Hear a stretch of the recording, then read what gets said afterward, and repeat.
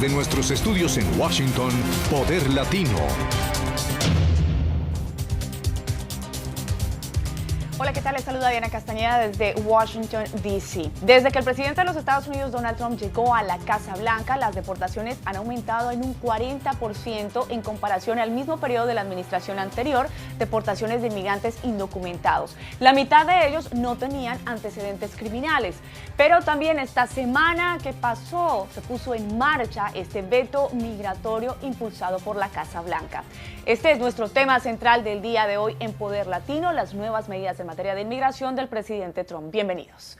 Para hablar de este tema me acompañan dos analistas, expertos al respecto. Comienzo por saludar a Gunther Sanabria, quien es abogado, experto en temas de inmigración, y también a Jorge Silva, quien es director de comunicación de Latino Victory Project y ex asesor de Hillary Clinton. Bienvenidos a los dos. Gracias por la invitación. Encantado. Bueno, veíamos durante la administración del presidente Barack Obama también que se daba un récord de deportaciones anual. ¿Qué ha cambiado o qué es lo que vemos diferente durante la administración del presidente ahora Donald Trump frente al tema de las deportaciones de inmigrantes indocumentados? Comencemos, Gunther, por ti y luego Jorge. Mira, yo te puedo decir mi experiencia, mientras teníamos la administración de Obama, había el enfoque en personas que tenían un récord criminal. En este momento está llegando a mi oficina muchísima gente que, uno, no tiene récord criminal o ha tenido alguna falla, manejar sin licencia o manejar bajo la influencia de alcohol hace más de un año, 2 años, 3 años, cumplieron con todos los requerimientos y igual inmigración está viniendo a buscarlos. Esa es una de las mayores, diferencias entre las dos administraciones. Jorge, el tema de las redadas, la manera en cómo se está tratando de buscar a los inmigrantes indocumentados o las medidas que se están cambiando en algunos estados, ¿son diferentes a lo que veíamos en la administración anterior? Bueno, lo diferente que hemos visto, y hubo algunos casos justo al principio del año donde se iba a buscar a una persona a una casa y se terminaba llevando a 3 o a 4 personas, incluso a jóvenes con DACA, que se terminaban en centros de detenciones y algunos en proceso de deportación. Creo que mucho de lo que está cambiando también es que ahora están deteniendo a personas que van voluntariamente a las oficinas de ICE a hacer su proceso anual para su extensión de su protección de deportación, y ahí mismo se les está deteniendo. Esto ha sembrado un miedo un miedo muy grande en la comunidad hispana. Estamos hablando, como lo dicen algunas organizaciones que defienden los derechos de los inmigrantes, de un perfil racial en este tipo de políticas que se están aplicando en materia de inmigración, sobre todo porque no solo son de origen hispano los inmigrantes indocumentados que viven en los Estados Unidos. Así es, pero mira, yo creo que otra cosa que está pasando muchísimo están yendo a buscar a indocumentados a centros conocidos o a áreas conocidas por ser latinas, ¿no? Vecindarios latinos, porque nosotros los latinos vivimos en una comunidad, ¿no? Sí. Un complejo de apartamentos y la mayoría son latinos, porque ves las vanes de construcción, las trocas de construcción afuera, los están parando en las gasolineras, los están parando en el 7-Eleven, los están yendo a buscar en las escuelas, cuando llevan a sus hijos al colegio. Y muchísimo está pasando, los esperan a las afueras de la corte, cuando la gente va a un ticket, a pelear un ticket, están yendo a pelear su derecho de ir a corte por un ticket y los están esperando afuera. Así es, y también los están esperando fuera de las iglesias y afuera, y cuando van a dejar a sus hijos al colegio. Esto es algo que está ya llenando bastante temor a la comunidad. Lo que hemos visto en Los Ángeles, por ejemplo, donde el mismo sheriff dijo que los reportes de crímenes estaban bajando de manera dramática dentro de la comunidad hispana y dentro de la comunidad indocumentada. Y eso pone en peligro a la ciudad y a los otros residentes de la ciudad. Creo que esta postura agresiva que ha tomado ICE en contra de inmigrantes, ya sea con antecedentes criminales o sin antecedentes criminales, es una gran diferencia de lo que teníamos con la administración del presidente Obama. Que es lo que se conoce como criminalizar a los inmigrantes, sin necesidad de que tengan un récord criminal como tal. Es una campaña de miedo que está afectando a todas las comunidades a nivel nacional. Perfecto. Vamos a ver en el siguiente informe a detalle cuáles son esos números y esa política en materia de deportaciones del presidente Donald Trump. En Estados Unidos viven cerca de 55 millones de latinos, de los cuales casi 12 millones están indocumentados. Hoy su futuro está lleno de dudas. Se enfrentan a una administración que se ha puesto como prioridad reducir el número de inmigrantes en situación irregular. Sin embargo, aunque Donald Trump basó parte de su campaña presidencial en la promesa de la construcción de un muro en la frontera con México y en la deportación de los inmigrantes indocumentados, lo cierto es que tanto demócratas como republicanos le han fallado a las comunidades inmigrantes. Desde la presidencia de Ronald Reagan, las deportaciones están en aumento. El presidente Obama rompió récord al deportar 2.5 millones de inmigrantes indocumentados. Desde entonces también se le conoce como el deportador en jefe. Y esta es la protección de la nación a la entrada de terroristas extranjeros a los Estados Unidos. Todos sabemos lo que significa. Y el presidente Trump va por un camino similar. Desde que llegó a la Casa Blanca, el arresto de inmigrantes indocumentados ha aumentado un 40% con respecto al mismo periodo del año pasado. A esto se suma que la Cámara de Representantes acaba de pasar 2 leyes que afectarán a los latinos indocumentados en Estados Unidos. La primera es que se decidió recortar los fondos a la ciudad de Santuario y se aprobó una ley para aumentar la pena de deportados que regresen al país. El futuro de los inmigrantes indocumentados en Estados Unidos es incierto. Hoy lo analizamos.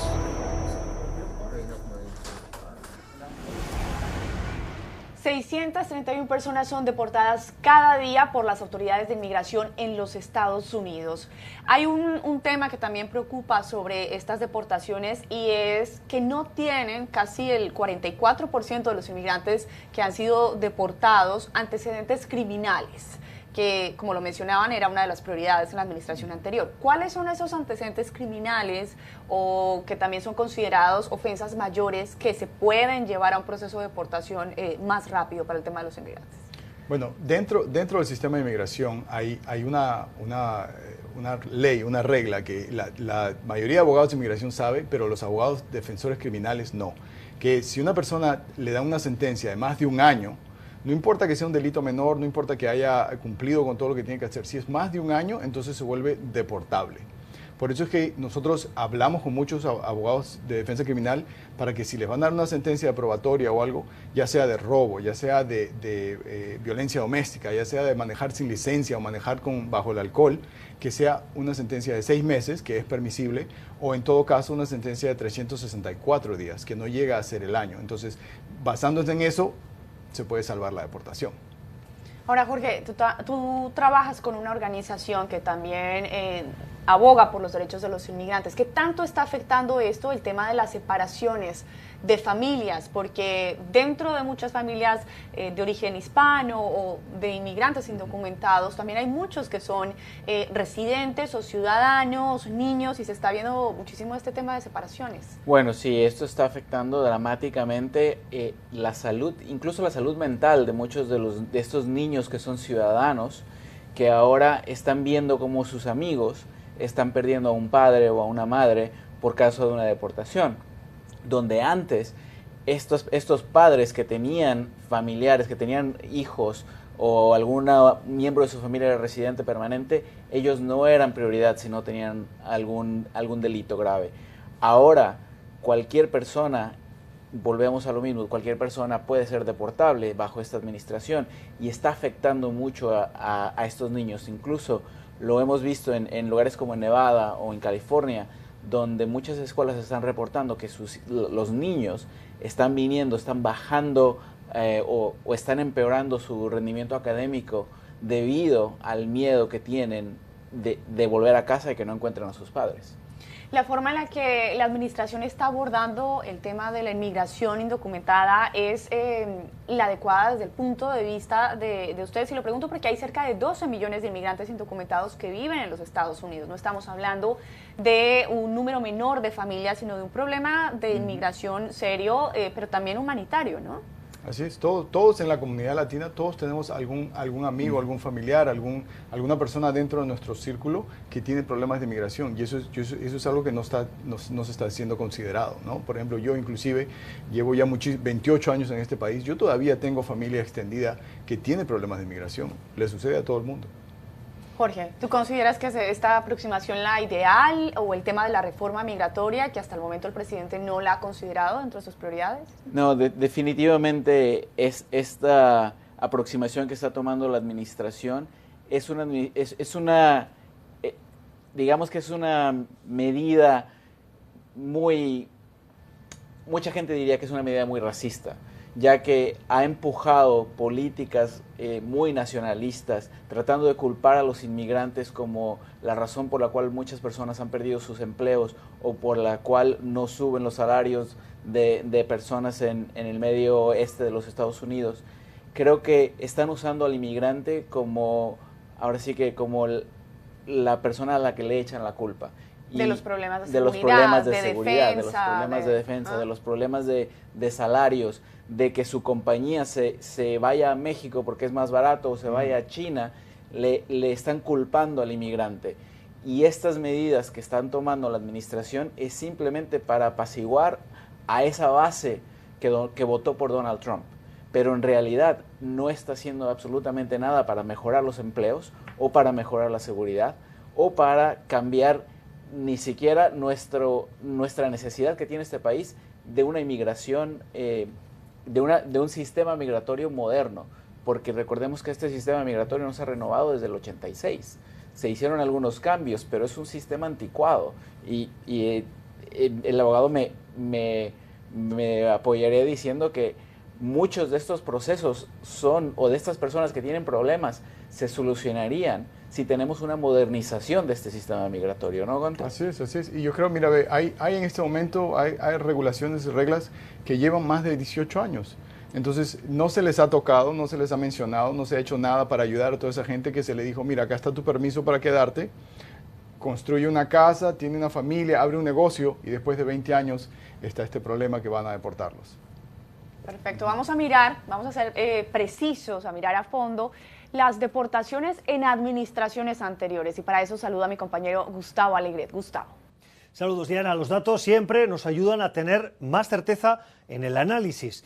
Y si somos precisos, si nos fijamos en las deportaciones de Donald Trump en estos primeros meses de su presidencia, es decir, desde el pasado mes de enero hasta ahora, ha deportado a más de 21.000 personas. Es un 40% más que si comparamos este mismo periodo con el año pasado, con la presidencia de Barack Obama. Un 40%. Eso nos da una idea de por dónde van los tiros en esta presidencia. Esto a futuro. ¿Qué ha pasado hasta ahora? Los datos nos revelan desde, por ejemplo, la presidencia de Ronald Reagan hasta la de Barack Obama. Ronald Reagan, más de 168.000 deportados. George Bush padre, que recordemos que solo estuvo 4 años, es decir, un periodo en la Casa Blanca, deportó 141.000. Si hubiera estado 2, la pregunta es, ¿hubiésemos llegado a los 282.000? Bill Clinton, 869.000, casi 870.000. Pero es que George Bush con 4 años, más de 2 millones, y Barack Obama, 2,5 millones. Este Barack Obama que llegó a la presidencia de los Estados Unidos con la promesa de hacer caso a esas minorías, particularmente a los latinos, a los que les prometió una reforma migratoria. Pasaron 8 años y no hubo reforma migratoria. El camino que lleva Donald Trump podría superar a Barack Obama. Si tomamos como referencia estos primeros 6 meses y los ponemos en perspectiva, es decir, lo multiplicamos por sus 8 años de presidencia por 2, llegamos a los más de 3 millones de deportados. ¿Será Donald Trump quien se va a llevar el premio de deportador en jefe? Diana. Bueno, otro de los aspectos fundamentales o de las promesas que hizo el presidente ahora, Donald Trump, durante su campaña, era no solo el tema de las deportaciones, es también el tema del muro. Y lo que ha pasado hasta el momento es que no se ha podido conseguir el presupuesto al interior del Congreso. Se habla en opciones de paneles solares, como lo ha dicho el presidente Trump, para que México no tenga un costo alto por el muro, pero el presidente Peña Nieto dice que México no va a pagar por el muro. ¿Qué tan factible y qué tan, digámoslo, funcional es el tema del muro para el tema de la migración ilegal en los Estados Unidos?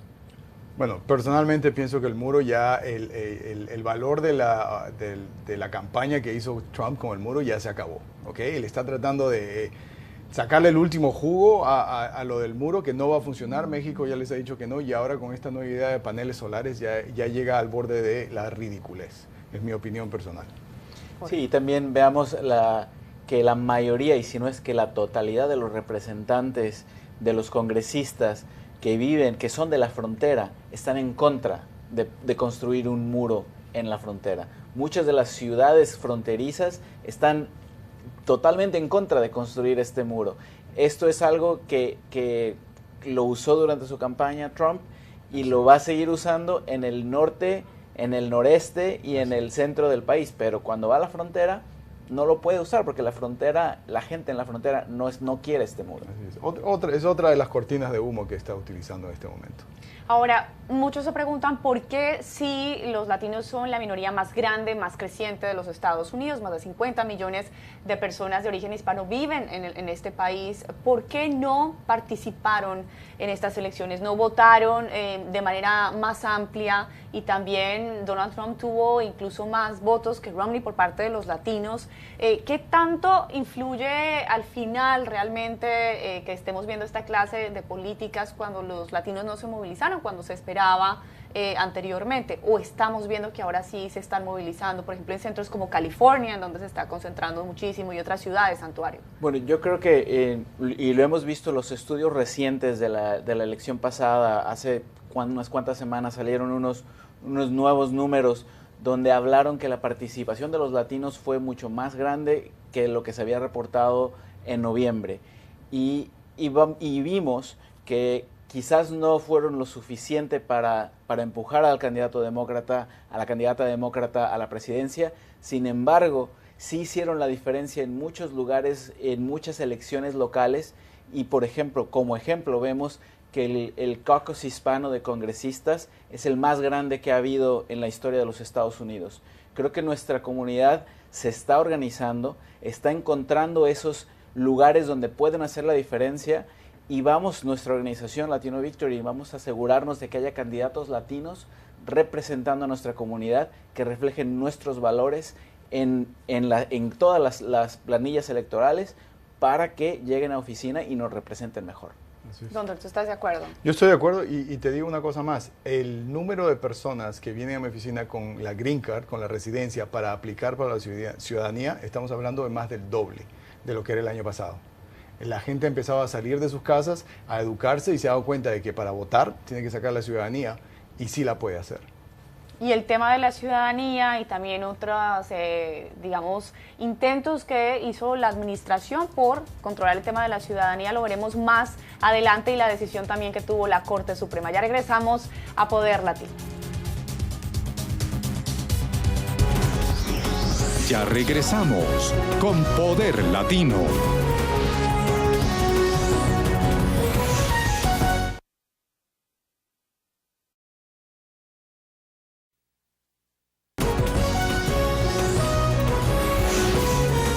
Continuamos con Poder Latino.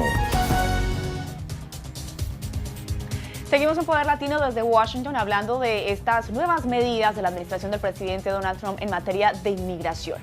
Y vamos a hablar ahora de esta decisión de la Corte, que digamos que ya estaba establecida dentro de la ley, pero que la administración en un intento estaba buscando que aquellas personas que habían mentido durante su proceso para convertirse en ciudadanos perdieran ese derecho a la ciudadanía, algo a lo que la Corte dijo pues no daba lugar si estas mentiras no hacían una parte fundamental del proceso como tal. ¿Es posible que veamos más intentos de la administración por ir hacia aquellas personas que ya son ciudadanos de los Estados Unidos, sobre todo cuando es un tema como tan sagrado y enmarcado en la Constitución?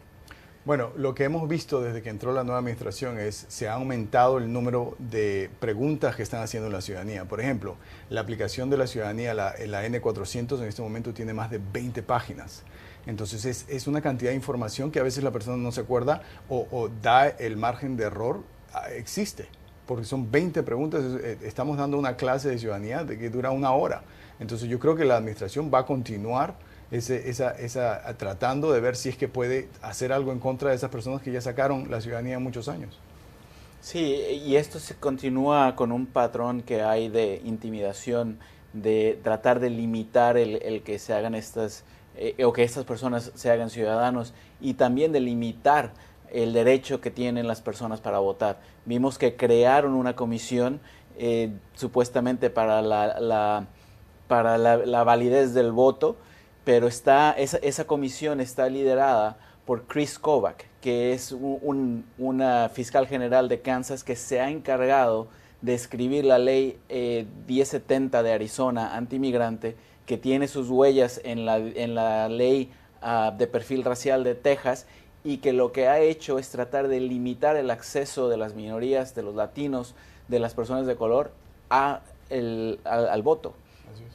Esta semana vimos también en el Congreso la discusión de iniciativas para que se pudieran colocar todas las medidas en contra de la ciudad de santuario, que ya habíamos visto también al fiscal general Sessions asegurar, incluso a la administración, a la Casa Blanca, que se podrían quitar recursos para programas públicos y de ayuda social en caso de que no siguieran las normas en materia de inmigración y continuaran en esta ciudad de santuario, y también medidas para hacer más expeditas, acelerar estas deportaciones. Estos temas de tratar de ir al Congreso pueden tener éxito, sobre todo cuando hemos visto que los propios republicanos no logran un consenso frente a muchos temas de la agenda del presidente Donald Trump. Bueno, yo creo que esto es una medida para tratar de distraer a la gente, al pueblo estadounidense, sobre el caos que hay en este momento sobre la reforma de salud. Lo que vimos esta semana fue un intento de la Cámara de Representantes, o el cuarto intento de la reforma de salud, pero en la Cámara de Representantes encontraron un proyecto de ley, dos proyectos de ley que unifican mayoritariamente a su bancada republicana, que tratan de dividir a la gente, que son medidas que ya hemos visto, estudio tras estudio, reportan que las ciudades santuario no tienen crimen más alto que las ciudades que no tienen medidas de protección, y lo único que están haciendo es tratar de distraer a la gente con este tipo de proyectos de ley que son racistas. Junto en el caso de temas de las ciudades santuario, ¿hasta dónde pueden ir estas administraciones locales, alcaldes, gobernadores, para tratar de proteger a los inmigrantes indocumentados sin hacer caso a las directrices que tiene la Casa Blanca en materia de inmigración? Bueno, con la ciudad de santuario no es una protección legal, ¿okay? Es más que todo una posición del alcalde o del gobernador.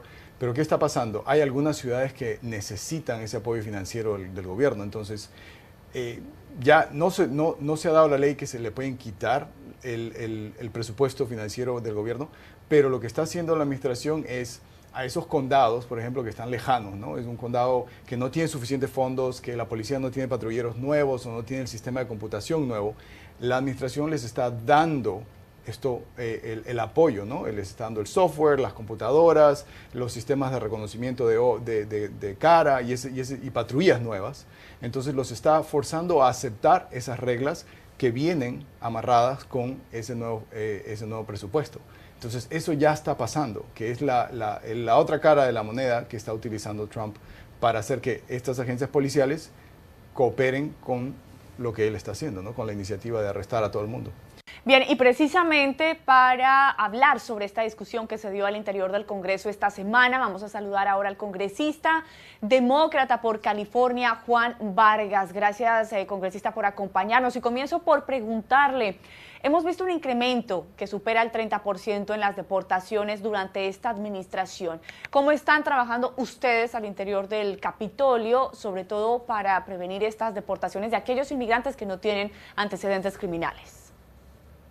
Pues desgraciadamente están tratando de aumentarlos. Nosotros los demócratas estamos tratando de prevenir eso porque están aumentando las deportaciones a personas que no son criminales, a personas que solamente están aquí con sus familias. Pero desgraciadamente el poder lo tiene ahorita el presidente Trump y los republicanos, y ellos quieren deportar a todos. Y entonces por eso peleamos como podemos, pero es muy poco lo que podemos hacer porque ellos están en el poder. La Casa Blanca no ha hablado de una manera específica o puntual sobre la posibilidad de una reforma migratoria. ¿Usted considera que hay espacio en el calendario legislativo o se tendrá que esperar hasta las elecciones de 2018? Bueno, yo pienso que va a ser muy difícil porque él corrió diciendo que todos los mexicanos son asesinos y violadores de mujeres. Por eso pienso que es muy difícil entonces que se vaya a poder hacer algo con este presidente, esta administración. Pero vamos a tratar, nosotros tenemos que tratar de hacer algo porque van a deportar a tanta gente buena que está aquí levantando el país, tanto inmigrantes, eso no está bien. Durante la administración del expresidente Barack Obama también se dieron cifras récord de deportaciones, también se deportaban a inmigrantes que no tenían antecedentes criminales. ¿Cuál es la diferencia entonces ahora con la administración del presidente Donald Trump? Bueno, con Obama no estaba bien, yo no estaba de acuerdo con eso. No, yo digo, no nomás culpo al presidente Obama, también culpo al presidente Clinton. Clinton es realmente el que aumentó mucho las deportaciones. Hay que decir la verdad aquí. La realidad es que el presidente Bush y el otro Bush estaban mejor en inmigración que estos demócratas. Pero el peor, por supuesto, es Donald Trump. Él los hace ver como todas estas personas como si fueran criminales, asesinos, violadores de mujeres. Pero no, yo también no estoy en favor de lo que hizo el presidente Clinton o lo que hizo el presidente Obama. No, cuando una familia está integral, trabajando juntos aquí, ¿para qué deportarlas? Hay que dar las gracias. Hay que dar las gracias que están levantando el país. Congresista Vargas por California, demócrata, gracias por habernos acompañado en Poder Latino. Bien, estas eran algunas voces que veíamos desde el Congreso frente al tema que se discutió esta semana. ¿Es posible que veamos dentro de la administración del presidente Donald Trump una ventana abierta hacia una reforma migratoria? Él ha dicho que sí, pero que primero se tiene que reforzar la seguridad, se tiene que reforzar la frontera, dejando el tema como en un limbo. Yo creo que no, yo creo que lo que hemos visto que los republicanos hacen una y otra vez es exigir un reforzamiento de la seguridad interna, de deportar a más gente, y después hablamos de una reforma migratoria. Es lo que han venido haciendo desde las administraciones de George W. Bush, antes desde los Clinton. Republicanos. Los republicanos han exigido que se ponga seguridad en la frontera, que se haga deportaciones de criminales, y después hablamos de una reforma migratoria. Y en el 2013 llegamos lo más cercano que pudimos a una reforma migratoria integral, y en la Cámara de Representantes, controlada por los republicanos, una vez más lo detuvieron y dijeron no, tenemos que pasar medidas de seguridad antes de hablar de cualquier reforma migratoria. ¿Tu opinión, Gunter? Yo quisiera hacer la pregunta al respecto lo que dijo Trump en su campaña, ¿no? Él dijo, yo voy a hacer que la gente que merece entrar al país vaya a entrar por la puerta grande, vaya a entrar como debe ser legalmente. ¿Dónde está ese plan? Seguimos esperando, porque lo único que él nos da es vamos a deportar. Pero la segunda parte que él dice, voy a dejar entrar a los que merecen entrar, van a entrar correctamente. Hasta ahora no vemos ninguna regulación, ninguna póliza, ninguna ley. Que hacía referencia a los inmigrantes que están calificados para poder entrar a los Estados Unidos. Y vamos ahora a saludar también, a conocer la opinión del otro lado, de aquellas organizaciones que consideran que el tema de la inmigración no es adecuado para el desarrollo del país, que se deben establecer medidas más estrictas para los inmigrantes que ingresan a los Estados Unidos. Saludo ahora a Ira Millman, quien es directora de medios de comunicación de FAIR. Muchísimas gracias por acompañarnos en Poder Latino. Buenos días. Bueno, el presidente de los Estados Unidos, cuando era candidato, cuando estaba en campaña, hablaba de promesas específicas frente al tema de inmigración, deportaciones, un muro en la frontera, tratar de reforzar la seguridad. ¿Cómo ve usted hasta ahora el papel del presidente Donald Trump frente a estas promesas de campaña que hizo? Bueno, en algunos puntos va bien. El presidente, a través del uso de la autoridad ejecutiva, ha hecho mucho en la seguridad fronteriza. El número de personas que cruzan la frontera de manera ilegal ha caído de manera significativa desde que asumió el cargo en enero, en 75% entre menores, familias, niños que vienen de Centroamérica. Eso ha bajado en algo así como el 90%. Entonces, lo que está demostrando es que esto es factible. Ahora necesitamos que el Congreso y la Administración actúen de manera conjunta para liderar y cumplir las otras promesas que hizo el presidente Trump en campaña. Entonces, lidiar con la inmigración ilegal, yendo tras los empleos, con los que contratan de manera ilegal. Esto reduciría significativamente el número de personas que llegan a Estados Unidos de manera ilegal y permanecen de manera ilegal. La deportación en promedio de un inmigrante indocumentado le cuesta a la nación $10.000. Estamos hablando de cerca de 12 millones de inmigrantes indocumentados. ¿Cuál es el costo-beneficio de avanzar con mayor número de deportaciones frente a esta problemática que hay en los Estados Unidos? Bueno, primero, nadie está sugiriendo que vamos a deportar a 11 millones de inmigrantes ilegales de los Estados Unidos. Y es lo que yo estaba diciendo antes. Nosotros necesitamos buscar las razones de por qué las personas llegan a Estados Unidos de manera ilegal y permanecen de manera ilegal. Los inmigrantes ilegales son personas racionales. Están llegando aquí por razones muy racionales. Ellos creen que pueden entrar a los Estados Unidos y podrán conseguir empleos, podrán tener acceso a muchos beneficios y servicios, que ellos serán protegidos por políticas santuarias. Cuando se reversan estas expectativas, lo que encuentras es que menos personas decidirán entrar a los Estados Unidos de manera ilegal y muchos de los que están aquí decidirán ir a casa. Estamos en recesión. Cuando los empleos se fueron, el número de personas que entró ilegalmente de hecho bajó. Si nosotros tuviéramos políticas públicas diciéndole a los empleadores que no vamos a permitirles eso, eventualmente las personas se desalentarán. No todas, por supuesto, no hay ley que tenga un cumplimiento del 100%. Hay siempre una excepción, pero nosotros podemos hacerlo significativamente mejor. Y sabe, si fue fácil crear millones de empleos, entonces lo haremos. Cada país está luchando con el asunto de entregar empleos, dar salud pública. No podemos simplemente chasquear los dedos y decir que vamos a crear 1 millón de empleos. Eso no pasa así. ¿Ustedes consideran que debe existir algún tipo de excepción frente a los casos de deportaciones o sin importar si hay antecedentes criminales o no, cualquier persona que no tenga un estatus legal dentro de los Estados Unidos o que haya dejado vencer su estatus que tenía anteriormente debe ser deportado?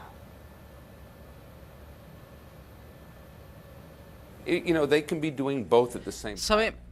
Pueden hacer las dos cosas al mismo tiempo. Cuando atrapan a personas, las deportan. Y como dije, obviamente no vamos a poder encontrar y deportar tantas personas, pero cuando tantas personas son detenidas, deben ser sacadas de Estados Unidos. Y parece que estamos desarrollando esta percepción en los últimos 10 años de que para ser deportado de los Estados Unidos debes cometer otros crímenes, además de violar leyes inmigratorias. Y eso no es cierto. Nosotros debemos priorizar la expulsión de personas que significan un peligro, pero también cuando encontramos personas que están de manera ilegal en Estados Unidos, deben ser sacadas incluso si no han cometido otros crímenes. Y al mismo tiempo, la administración debe estar trabajando para desalentar la llegada de personas de manera ilegal. Una de las cosas clave que necesitamos hacer es la verificación, el programa de verificación, donde le podamos permitir a los empleadores verificar si las personas que están contratando están en un estatus legal en el país. Es el mismo mecanismo que se utiliza cuando utilizas una tarjeta de crédito, cuando haces compras. Si los empleadores entendieron que tenían una herramienta para hacer esto y las personas que están aplicando para empleos entiendan que esta verificación será llevada a cabo, entonces menos personas llegarán ilegalmente a Estados Unidos buscando empleo. Y es lo que queremos hacer. La manera más efectiva y humana de lidiar con la inmigración ilegal es convencerla de no romper la ley. Desde el punto de vista de su organización, ¿cuál debe ser la prioridad en materia de inmigración? ¿Estas deportaciones o evitar que lleguen más inmigrantes a los Estados Unidos? Sobre todo porque muchos de estos inmigrantes aportan de manera activa y amplia al desarrollo económico de la nación. ¿Sabe? Siempre puede encontrar excepciones, pero ¿sabe?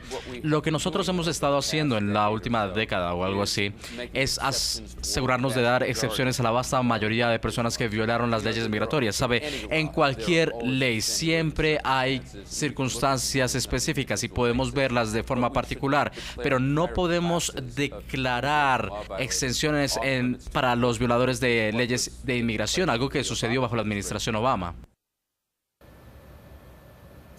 Muchísimas gracias por habernos acompañado en Poder Latino. Un gusto, gracias. Bueno, veíamos en la opinión de esta organización que no ve con buenos ojos el tema de la inmigración, que es una problemática amplia y que no se deberían abrir las puertas hacia tantos inmigrantes, sobre todo considerando que Estados Unidos es un país de inmigrantes. Realmente esto también ha alimentado lo que hemos visto por parte de la Casa Blanca, esta narrativa antiinmigrante en los Estados Unidos y en diferentes estados de la nación. Yo pienso que esta política anti-inmigrante y sobre todo anti-latino le ha abierto la puerta a mucha gente en este país a manifestar su sentimiento negativo con los latinos, y lo vemos en las escuelas, lo vemos con los niños, nuestros niños que hablan español y vienen otros muchachos y le dicen que no hablen ese idioma. Vemos gente que va a hoteles y sea agredida por otra gente que no quiere que estar en el mismo hotel con ellos. Es una cosa que ha proliferado en todas las ciudades y en todo el país. Sí, definitivamente este tipo de organizaciones han existido por mucho tiempo y ha sido una parte fundamental del debate de migración. Sin embargo, el candidato Donald Trump le abrió la puerta a otras organizaciones que se consideraban no del mainstream y ahora son parte fundamental de la narrativa que hay en contra de los inmigrantes, en contra de los latinos, en contra de las personas de color. Lo que estamos viendo en la retórica no se equipara con lo que vemos en nuestra economía, ya que el mismo Departamento de Seguridad Nacional o el Departamento de Inmigración aprobó un incremento de visas temporales de trabajo porque las empresas lo están pidiendo. Entonces no se equipara los puntos de los que ellos hablan con la realidad económica de nuestro país. Perfecto, hacemos una pausa y ya regresamos con más aquí en Poder Latino. Ya regresamos con Poder Latino.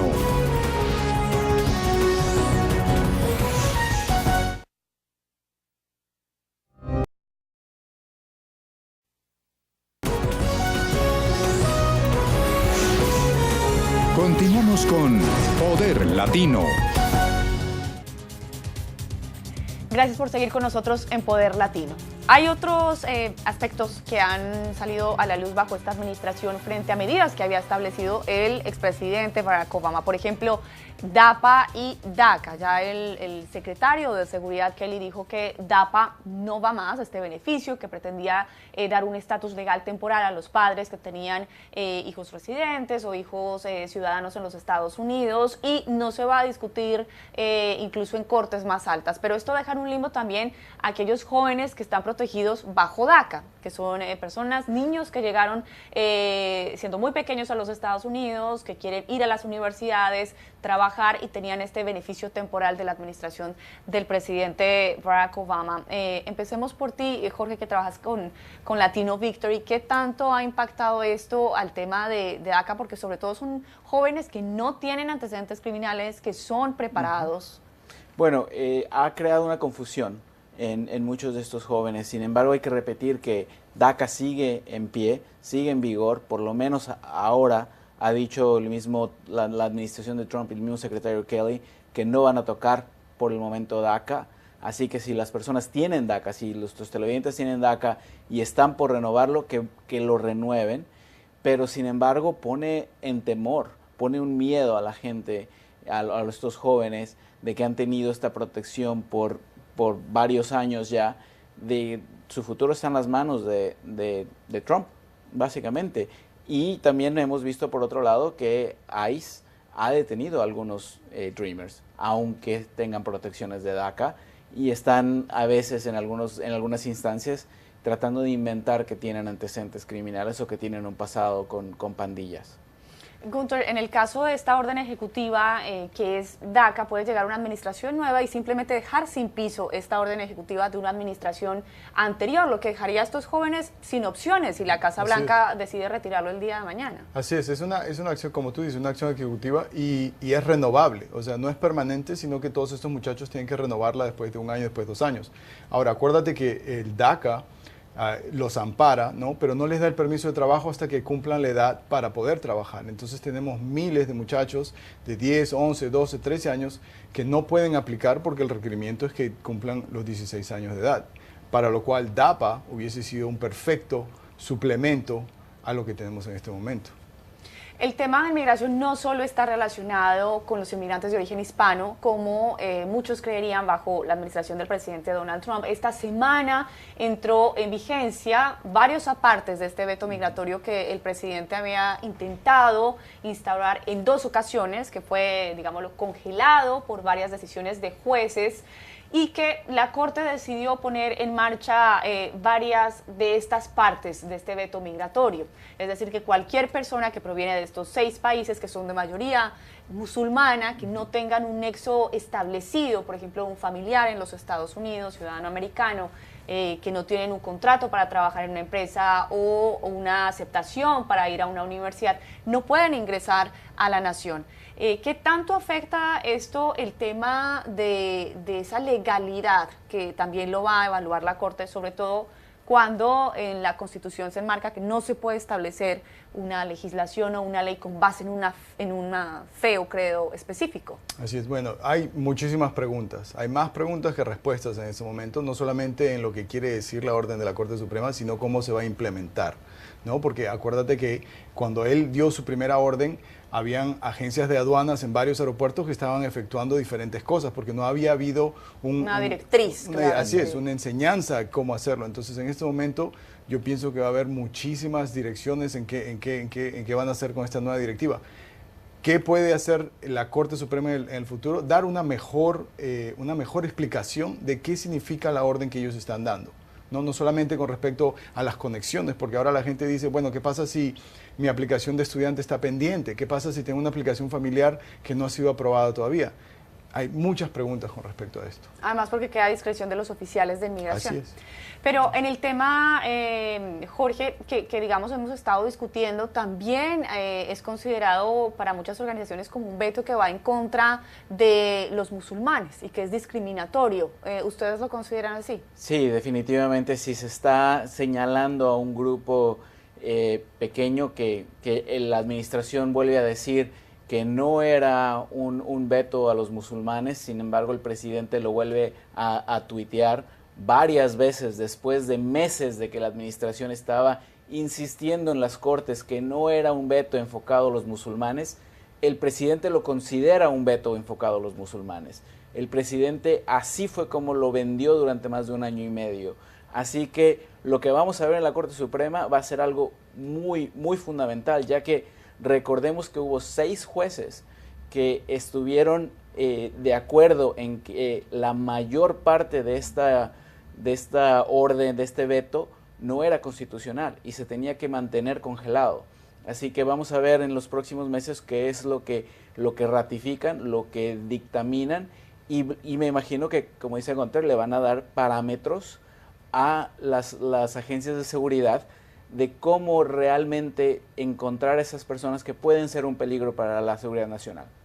Ahora, hay una, digamos, contradicción en algunas formas en las que la Casa Blanca está tomando estas medidas. Por ejemplo, el programa de refugio queda congelado por 120 días para personas de estos países, como el tema de Siria, pero la Casa Blanca también bombardea por las agresiones que se cometen o esta crisis humanitaria que se está viviendo en Siria. Estamos viendo una, digamos, doble cara de lo que sería esta política frente a los refugiados y en materia de inmigración.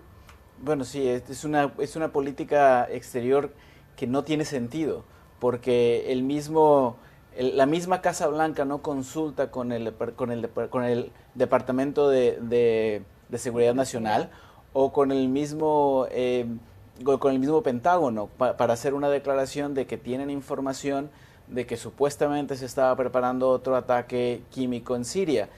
Cuando salió esa declaración de la Casa Blanca, inmediatamente se pusieron en contacto reporteros con gente de seguridad nacional, con expertos de seguridad nacional, y ellos no sabían de lo que estaba hablando el presidente. Así que hay una política exterior que no tiene sentido en esta Casa Blanca y se está limitando a los refugiados. Sin embargo, se está tratando de proteger a la gente de ataques químicos. No tiene sentido.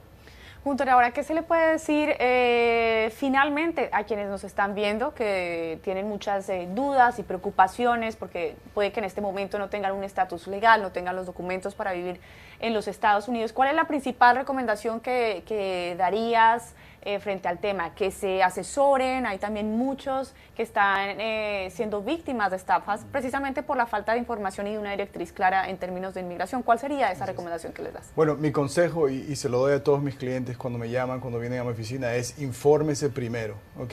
Si hay algo que a usted le hace sentir que tal vez no sea correcto, por ejemplo, ha empezado una serie de llamadas a nuestros clientes a sus casas diciéndole que es inmigración que los está llamando y tienen que presentarse a reportarse a la oficina de inmigración. Ese tipo de estafas, si uno siente que no está correcto, busque un abogado, vaya a reportarlo y si puede, si no conoce a nadie, entonces vaya a su iglesia, porque nosotros estamos en contacto muchísimo en las iglesias para que estos abusos se paren. Pero primero que nada, infórmese de las leyes, no se deje llevar de lo que dice la gente, de lo que la gente cree que es la ley, sino infórmese con un abogado. Como por ejemplo mi firma, tenemos oficinas en Virginia, en DC y en Maryland, y las consultas son gratis, solamente para dar la información que podemos.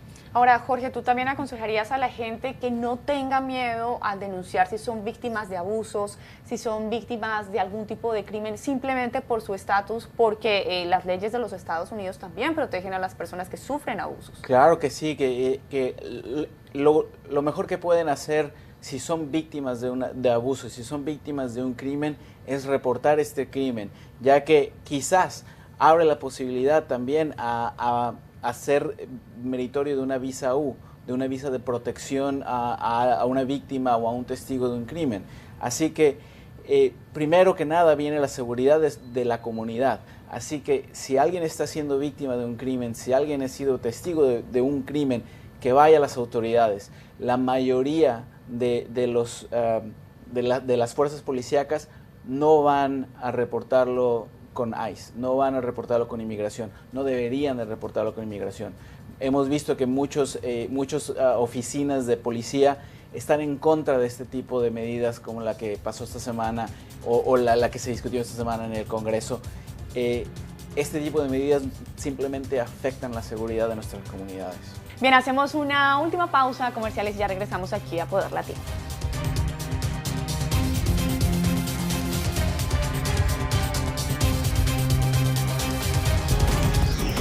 Ya regresamos con Poder Latino.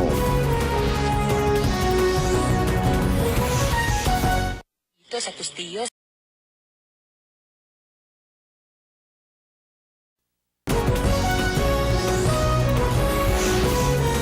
Continuamos con Poder Latino. Bien, llegamos a la parte final de Poder Latino, pero antes de despedirme quería preguntarles en un comentario breve a cada uno de los dos. ¿Es posible que veamos por parte de la Casa Blanca a futuro nuevas medidas, incluso más estrictas para aquellas personas que tienen un estatus legal, para aquellas personas que tienen visas especializadas? Por ejemplo, veíamos que para visas como HB1 se había congelado un proceso expedito, ya se volvió a poner en marcha para ser residentes. Incluso se estaba hablando de la posibilidad de que ya no se necesitaran 5 años para llegar a ser ciudadanos, sino 2 más de registro de antecedentes. Hay mucha especulación. ¿Ustedes consideran que vamos a ver, digamos, medidas más estrictas en materia de inmigración de lo que ya están en Estados Unidos? Yo creo que sí, yo creo que recién estamos viendo por la ventana cuál es el plan de Trump con respecto a los inmigrantes y con respecto a la comunidad latina. Yo creo que eso solo va a escalar, va a seguir aumentando, va a cambiar más reglas, va a aumentar los requerimientos y vamos a ver, yo creo, una segunda ola de lo que inicialmente hizo, que va a afectar a muchísima más gente en este año y tal vez el próximo. Jorge.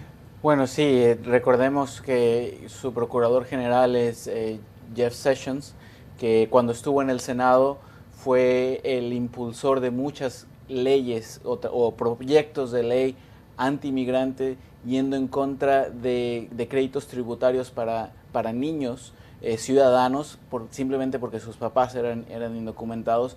Creo que esta administración va a encontrar muchas medidas para tratar de hacerle la vida más difícil a la comunidad inmigrante, a la comunidad latina y a la comunidad indocumentada. Jorge, Gunther, muchísimas gracias por habernos acompañado. Y ustedes pueden dejarnos sus comentarios a través de nuestras redes sociales, por ejemplo, @PoderLatinoNTN. Nos vemos en una próxima oportunidad desde Washington. Hasta pronto. Una producción de NTN 24 con la colaboración de El Tiempo Latino, una publicación del Washington Post y la George Washington University.